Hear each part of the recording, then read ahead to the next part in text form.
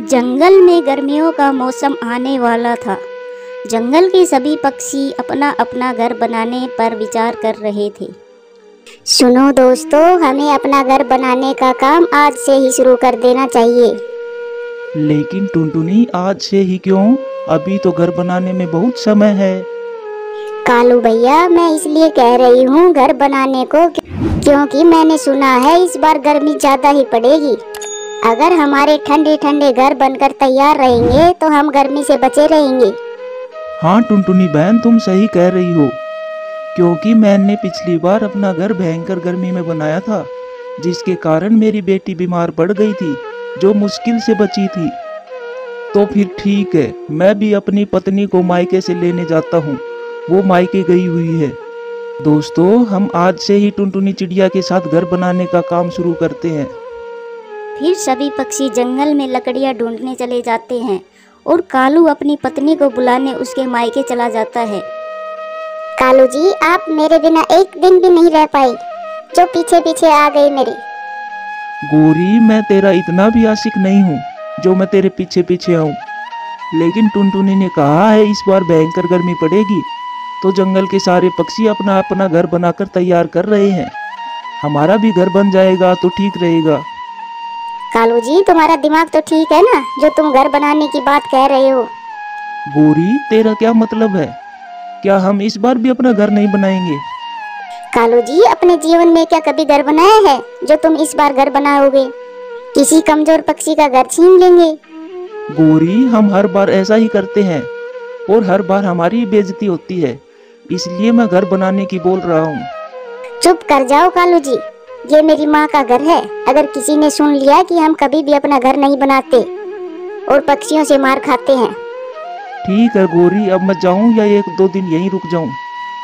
अब आए हो तो 1-2 दिन रुक ही जाओ, वरना मेरे मायके वाले सोचेंगे कि गोरी कालू जी से झगड़ा करके आई है और अपने पति के बुलाने पर भी नहीं जा रही। ऐसे ही बातें करके गोरी कालू को अपने पास ही रोक लेती है। ऐसे ही कुछ दिन बीत जाते हैं। दूसरी तरफ जंगल के सारे पक्षी कड़ी मेहनत से अपना घर बनाने में लगे हुए थे। दोस्तों, ये कालू कौवा और गोरी कौवा कहाँ जाकर मर गए? क्या इस बार भी वो अपना घर नहीं बना रहे? जब भयंकर गर्मी सताएगी तो वो किसी कमजोर पक्षी का घर छीन लेंगे। दोनों कामचोर है। हाँ रोकी भैया, तुम सही कह रहे हो। हमें उस कालू और गोरी से सावधान रहना पड़ेगा, नहीं तो वो दोनों हमारा बना बनाया घर छीन लेंगे। आप दोनों ठीक कह रहे हो। इस बार भी उन दोनों के दिमाग में कोई न कोई शैतानी चल रही होगी, इसीलिए वो इस बार भी अपना घर नहीं बना रहे। अगर इस बार उन्होंने किसी पक्षी का घर छीना तो मैं इन दोनों को अच्छे से सबक सिखाऊंगा। तब टुनटुनी बहन, आप ये मत कहना कि छोड़ दो, ये हमारे पड़ोसी हैं। ऐसी बातें करके फिर सभी पक्षी अपने अपने काम में लग जाते हैं। कालू और गोरी अपने जंगल में वापस लौट आते हैं। कालू जी, आप जंगल में सब पक्षियों के घर पर नजर रखना कि किसका घर ज्यादा ठंडा और मजबूत बना है। लेकिन वो क्यों गोरी? कालू जी, जिस पक्षी का घर ज्यादा ठंडा और मजबूत होगा, हम उसी पक्षी का घर छीन लेंगे। मैं अभी जाकर देखता हूँ कि किस पक्षी का घर ज्यादा ठंडा और मजबूत बना है। ऐसा कहकर कालू कौवा जंगल में सब पक्षियों का घर देखता है। टुनटुनी चिड़िया का घर सबसे मजबूत बना है, चिड़िया का घर छीनेंगे हम। मैं अभी जाकर गोरी को ये बात बताता हूँ। फिर कालू कौवा अपने घोंसले में जाता है और गोरी को सब बता देता है कि टुनटुनी चिड़िया का घर सबसे मजबूत व ठंडा है। ठीक है कालू जी, अब हम उस टुनटुनी का ही घर छीनेंगे। वो तो है ही पागल, वो हमारे झांसे में जल्दी से आ जाती है। फिर वो दोनों कुछ दिन टुनटुनी का घर बनने का इंतजार करते हैं। ऐसे ही कुछ दिन बीत जाते हैं। कालू जी, बहुत ही तेज गर्मी पड़ रही है। अब ये गर्मी तो मुझसे बर्दाश्त ही नहीं हो रही। तुम जाकर देखो कि उस चिड़िया का घर कब तक बनकर तैयार होगा। बस गोरी, तुम 1-2 दिन गर्मी सहन कर लो, क्योंकि चिड़िया अपने घर की छत बनाने का काम कर रही है। टुनटुनी चिड़िया, मेरा घर तो बनकर तैयार हो गया है। तुम्हारे घर में कितना समय लगेगा? रोकी भैया, बस आज का दिन ही, फिर मेरा भी घर बनकर तैयार हो जाएगा। जंगल में सभी पक्षी अपना अपना घर बना लेते हैं और सुकून से रहने लगते हैं। गोरी, क्या सोचा है, कैसे छीनेंगे उस चिड़िया से? कालू जी, बस आप बाजार से ताले लेकर आओ, फिर मैं बताऊंगी कि घर कैसे छीनेंगे। कालू कौवा बाजार से ताले खरीदने चला जाता है और कुछ देर बाद ताले लेकर आता है। कालू जी, अब हम इन तालों को बेचने जाते हैं। लेकिन गौरी, हम इन तालों को क्यों बेचेंगे? कालू जी, आप बस मेरे साथ चलो, फिर देखना कि मैं इन तालों को क्यों बेचने आई हूँ।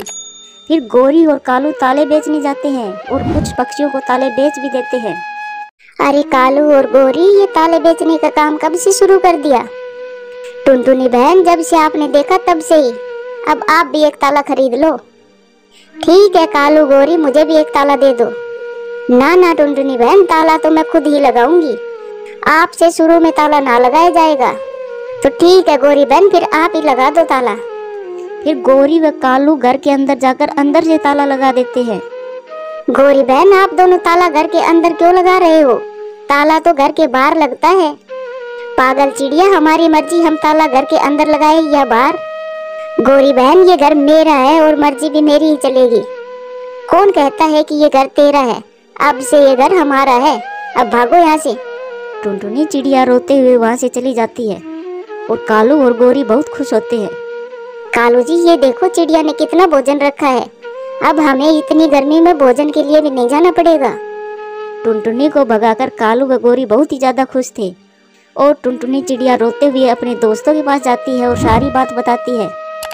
चलो टुनटुनी बहन, मैं अभी तुम्हारे साथ चलता हूँ और उन जालिमों को अच्छे से बताता हूँ। फिर टुनटुनी चिड़िया और उसके दोस्त घर आते हैं और कालू और गौरी को निकालने की बहुत कोशिश करते हैं, पर कालू और गौरी बाहर नहीं निकलते। रोकी भैया, चलो यहाँ से। ये दोनों दरवाजा नहीं खोलेंगे क्योंकि दोनों ही मक्कार है। मैं अपने लिए कोई और छोटा मोटा घर बना लेती हूँ।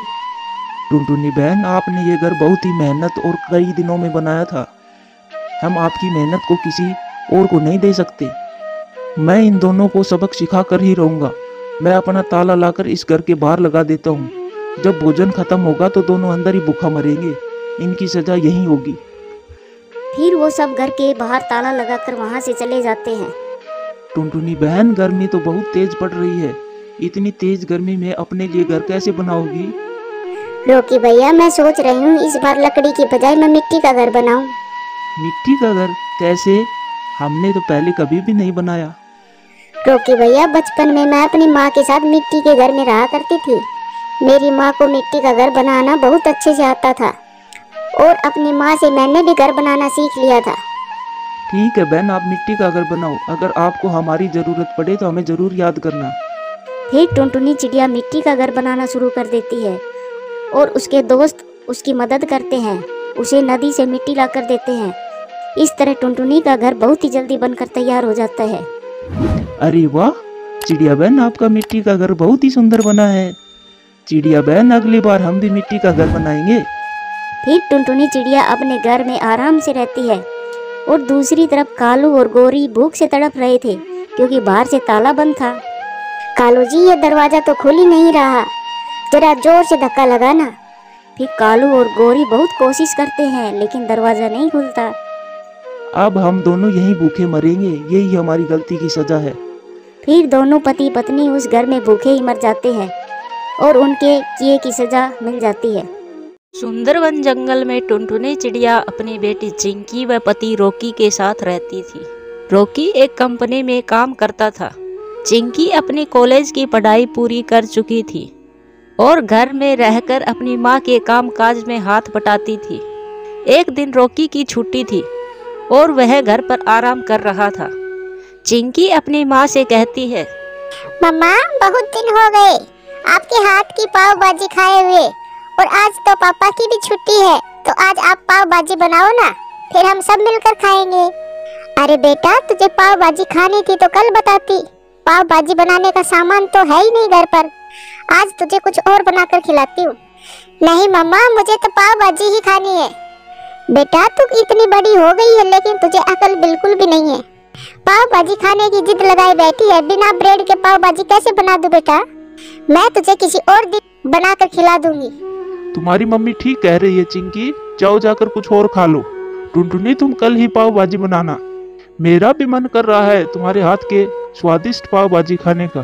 ठीक है जी, जब आप दोनों का मन पाव भाजी खाने का हो रहा है तो मैं कल ही बाजार से सामान लाकर तुम दोनों के लिए पाव भाजी बना दूंगी। अगले दिन टुनटुनी पाव भाजी बनाती है और सबसे पहले चिंकी को खाने को देती है। अरे बस भी कर चिंकी, सारा तू ही खा जाएगी तो हम लोग क्या खाएंगे? पापा, मम्मी ने इतनी स्वादिष्ट पाव भाजी बनाई है, पेट ही नहीं भर रहा। अच्छा बेटा, मैं तेरे लिए कल फिर से पाव भाजी बना दूंगी। ऐसे ही समय बीतता है। एक दिन रॉकी का सेठ उसे नौकरी से निकाल देता है। वो घर आकर टुनटुनी को ये बात बताता है। ये आप क्या कह रहे हैं जी? आपको नौकरी से निकाल दिया? हाँ टुनटुनी, सेठ को काम में कम मुनाफा हो रहा था, इसलिए सारे कर्मचारी बेरोजगार हो गए। पता नहीं हमारा घर खर्च कैसे चलेगा, ये सोच सोच कर मेरा दिमाग खराब हो रहा है। आप चिंता मत करिए, कुछ ही दिनों में सब ठीक हो जाएगा। ऐसा करता हूँ टुनटुनी, मैं कल से ही दूसरे काम की तलाश करता हूँ। अगले दिन रॉकी अपने दोस्त के यहाँ काम मांगने जाता है। अरे आओ आओ रॉकी भाई, बहुत दिनों बाद दिखाई दिए हो। सुना है तुम्हें नौकरी से निकाल दिया, विस्तार से बताओ क्या माजरा हुआ। दोस्त, इस विषय में मैं तुम्हें ज्यादा कुछ नहीं बता सकता, क्योंकि मुझे भी कोई ज्यादा नहीं पता है। और हाँ, मेरे लिए कोई काम हो तो बताओ, मुझे नौकरी की सख्त जरूरत है। ठीक है, मैं 1-2 दिन में सोचकर बताता हूँ, तुम घर जाओ। रॉकी वापस घर लौट आता है। पापा, आप खामखा परेशान हो रहे हो। मम्मी के हाथ में तो जादू है, इनके जैसे कोई पाव भाजी नहीं बना सकता। आप ऐसा करिए, पाव भाजी की दुकान खोल लीजिए। ये तो तुमने बहुत अच्छा रास्ता बताया चिंकी। सुनिए जी, मैं और आप कल से ही पाव भाजी बेचना शुरू कर देते हैं। अगले दिन से रॉकी व टुनटुनी पाव भाजी बेचने लगते हैं। दीदी, एक प्लेट पाव भाजी कितने की है? 10-20 रुपए की प्लेट है बहन। 20 रुपए की एक प्लेट, ये तो बहुत सस्ती है। लाओ मुझे एक प्लेट पाव भाजी की दो। इस तरह कई ग्राहक उसकी दुकान पर पाव भाजी खाने आते हैं। कुछ ही दिनों में सब कुछ ठीक हो जाता है और टुनटुनी अपनी बेटी व पति के साथ खुशी खुशी दिन बिताने लगती है।